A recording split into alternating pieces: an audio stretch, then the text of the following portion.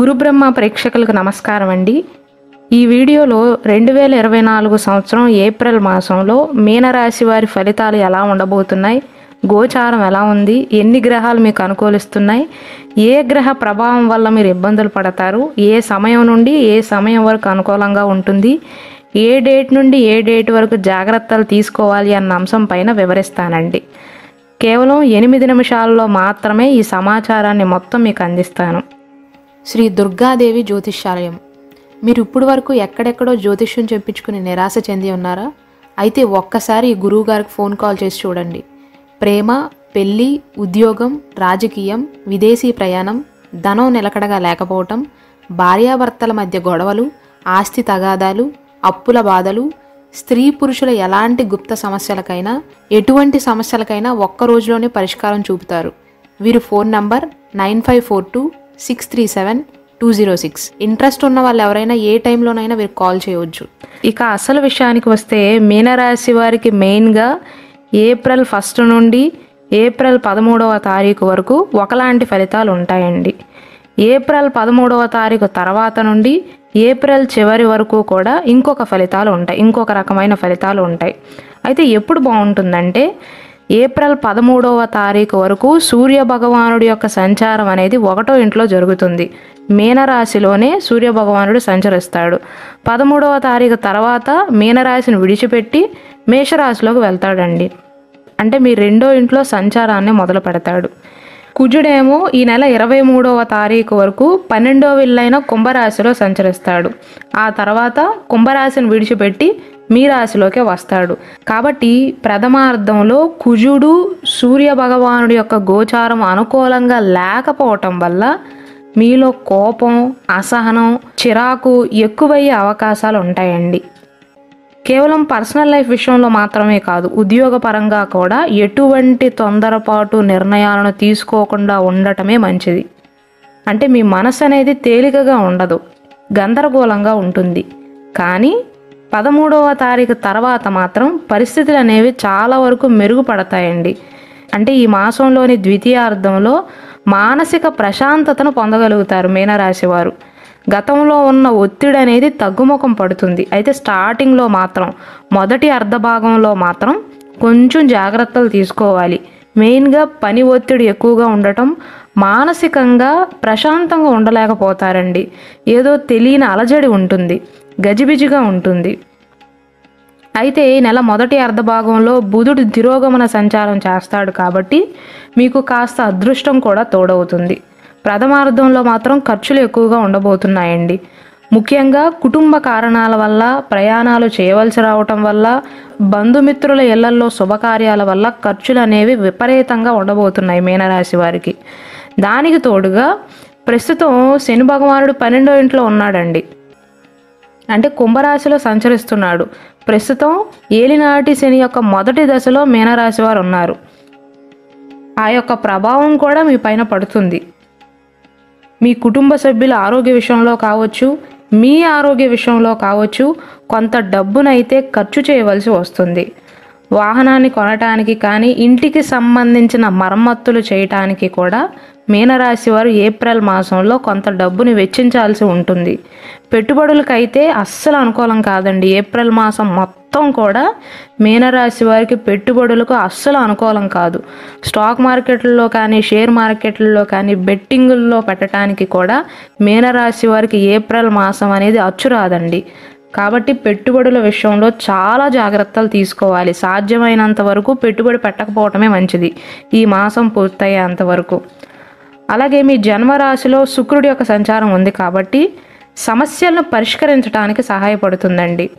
రాహుకేతువుల యొక్క దుష్ఫలితాలు మీ పైన ఉన్నప్పటికీ కూడా శుక్రుడు మీకు అనుకూలంగా ఉండటం వల్ల ఆ నెగిటివ్ ఎఫెక్ట్ అనేది మీ పైన తగ్గుతుందండి. ఆరోగ్యపరంగా అయితే ప్రథమార్థం కంటే కూడా మీనరాశి వారికి ద్వితీయార్థం అనుకూలంగా ఉంటుంది. స్లోగా రికవర్ అవ్వగలుగుతారు, ఉపశమనాన్ని పొందగలుగుతారు. మళ్ళీ వారి ఆరోగ్యం అనేది సాధారణ స్థితికి వస్తుంది. మెయిన్గా మీకు ఎక్కడ ఎఫెక్ట్ చూపిస్తుందంటే మొదటి ఇంట్లోనే సూర్యభగవానుడు ఉన్నాడండి.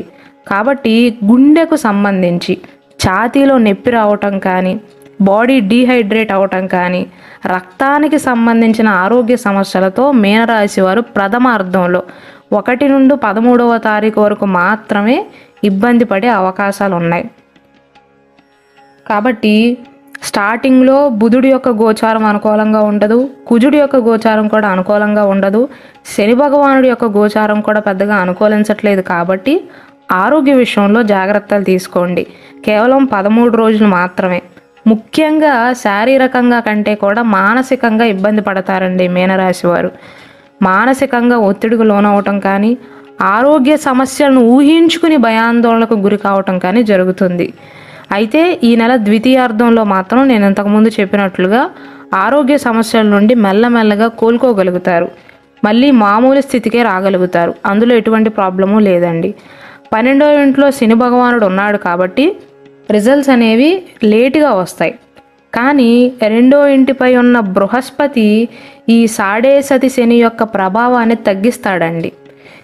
ఒక పక్కేమో రాహుకేతువులు మీకు చెడు చేద్దామని చూస్తే, శుక్రుడు మీకు మంచి చేద్దామని చూస్తున్నాడు. అక్కడ నెగిటివ్ అయితే ఇక్కడ పాజిటివ్ అయింది. మళ్ళీ ఇక్కడేమో 12వ ఇంట్లో శని భగవానుడు ఉన్నాడు. ఆ నెగిటివ్ ఎఫెక్ట్ అనేది మీనరాశి వారి పైన పడకుండా బృహస్పతి అడ్డుకుంటాడు. బృహస్పతి ప్రస్తుతం పాజిటివ్ రిజల్ట్ని చూపిస్తున్నాడు. కాబట్టి వాటి గురించి పెద్దగా ఆందోళన చెందవలసిన అవసరం లేదు. అయితే 13 రోజుల సమయంలో మాత్రం మీనరాశి వారు జాగ్రత్తలు తీసుకోక తప్పదు. సూర్య భగవానుడి యొక్క ప్రభావం అనేది మీ పైన ఎలా ఉంటుందంటే, మీనరాశి వారు సాధారణంగా నిదానస్తులండి. అంటే అంత త్వరగా మాట తోలనాడరు. కానీ సూర్యుడి యొక్క గోచారం వల్ల ఏమవుతుందంటే, మొదటి 13 రోజుల సమయంలో దూకుడుగా మొండిగా ప్రవర్తిస్తారు. వారి క్యారెక్టర్కి ఆపోజిట్గా ప్రవర్తిస్తారు. కుటుంబ సభ్యులతో కూడా చిన్న విషయానికి కూడా గొడవలు పెట్టుకుంటారు. కాబట్టి ఈ సమస్యను అధిగమించడానికి సహనంగా, ఓర్పుగా, కోపాన్ని నియంత్రించుకోవటానికి ప్రయత్నించండి. మీ బంధువులతో కానీ, కుటుంబ సభ్యులతో కానీ చర్చించేటప్పుడు, మాట్లాడేటప్పుడు వీలైనంత సహనంగా ఉండటం మంచిదండి. ప్రాబ్లం అనేది వారి సైడ్ నుంచి ఉండదు, మీ సైడ్ నుంచే ఉంటుంది. మీపైనే ప్రభావం ఉంది కాబట్టి మీరే దూకుడుగా ప్రవర్తిస్తారు. మళ్ళీ వాళ్ళన్నట్లుగా ఫీల్ అవుతారు. నేను ఇన్నిసార్లు ఎందుకు చెప్తున్నానో అర్థం చేసుకోండి. ప్రథమార్థంలో కుజుడు అనుకూలించట్లేదు, బుధుడు అనుకూలించట్లేదు, సూర్య భగవానుడు అనుకూలించట్లేదు, శని భగవానుడు అనుకూలించట్లేదు. కాబట్టి ఆవేశానికి లోనయ్యే అవకాశాలు ఉంటాయి. ప్రాణాయామం చేయటం కానీ, సాధ్యమైనంత తక్కువగా మాట్లాడటం కానీ, ముఖ్యంగా రాజకీయానికి సంబంధించిన వివాదాలలో దూరకపోవటం మంచిదండి. ఇక వ్యాపారస్తులకు ఎలా ఉండబోతుందంటే, స్టార్టింగ్లో ఖర్చులు ఎక్కువ అవుతాయి, కానీ క్రమక్రమంగా పరిస్థితులు అనేవి మెరుగుపడతాయండి. వ్యాపారం పైన దృష్టి పెట్టలేకపోతారు స్టార్టింగ్లో మాత్రం. కానీ 13వ తారీఖు తర్వాత వ్యాపారంలో అభివృద్ధి అనేది పెరుగుతుంది. ద్వితీయార్థంలో సమస్యలు అనేవి చాలా వరకు తగ్గుతాయండి. ఇది కేవలం వ్యాపారస్తులకు మాత్రమే కాదు, ఉద్యోగస్తులకు కూడా వర్తిస్తుందండి. ముఖ్యంగా మీ సహ ఉద్యోగులతో కానీ, పై అధికారులతో కానీ మీరు అన్నదే సరైనదని మొండి వాదన చేయకుండా జాగ్రత్త పడండి. సూర్యభగవానుడి యొక్క ప్రభావము, ఇతర గ్రహాల యొక్క చెడు ప్రభావం మీ పైన ఉంటుంది కాబట్టి అందరితో కూడా కాస్త మొండిగా ప్రవర్తిస్తారండి. చిన్న విషయానికే పెద్దగా రాద్ధాంతం చేస్తారు. అదంతా కూడా గ్రహ ప్రభావం వల్ల మాత్రమే. ఉద్యోగస్తులైనా, వ్యాపారస్తులైనా, జీవిత భాగస్వామి విషయంలోనైనా, వ్యక్తిగత విషయంలోనైనా, పిల్లల చదువు విషయంలోనైనా సరే, సంతానంతో ప్రవర్తించేటప్పుడైనా సరే, ఏప్రిల్ 1 నుండి ఏప్రిల్ 13వ తారీఖు వరకు కేవలం 13 రోజుల సమయంలో మీనరాశి వారు జాగ్రత్తలు తీసుకోండి, సరిపోతుంది.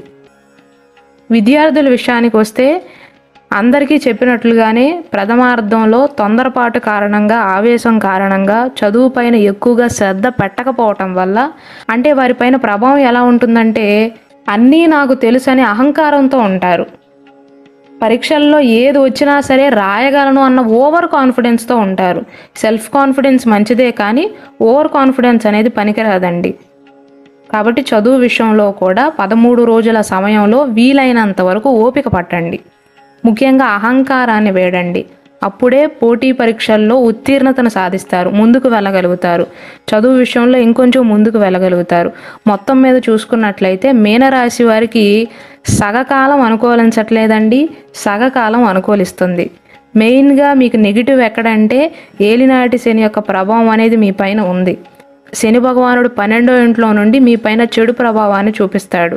రిజల్ట్స్ అనేవి లేటుగా రావటం వల్ల మీనరాశి వారికి కాస్త చికాకుగా అనిపిస్తుంది.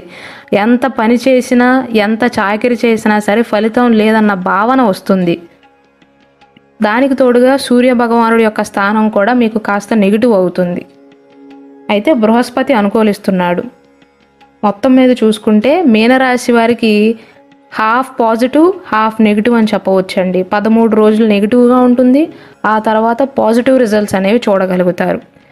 అలాగే మన గురుబ్రహ్మ ఛానల్లో మీనరాశి వారి పైన శని భగవానుడి యొక్క ప్రభావం అనేది ఎప్పటి వరకు ఉంటుంది, ఎప్పటి నుండి స్టార్ట్ అయింది, ఎప్పటి వరకు ఉంటుంది, భవిష్యత్తులో మళ్ళీ మీనరాశి వారి పైన ఏలినాటి శని యొక్క ప్రభావం ఎప్పుడు, అష్టమ శని యొక్క ప్రభావం ఎప్పుడు, అర్ధాష్టమ శని యొక్క ప్రభావం ఎప్పుడు, మీనరాశి వారికి ఉగాది నుండి ఎలా ఉండబోతుంది అని చాలా క్లియర్గా వీడియోస్ చేశామండి.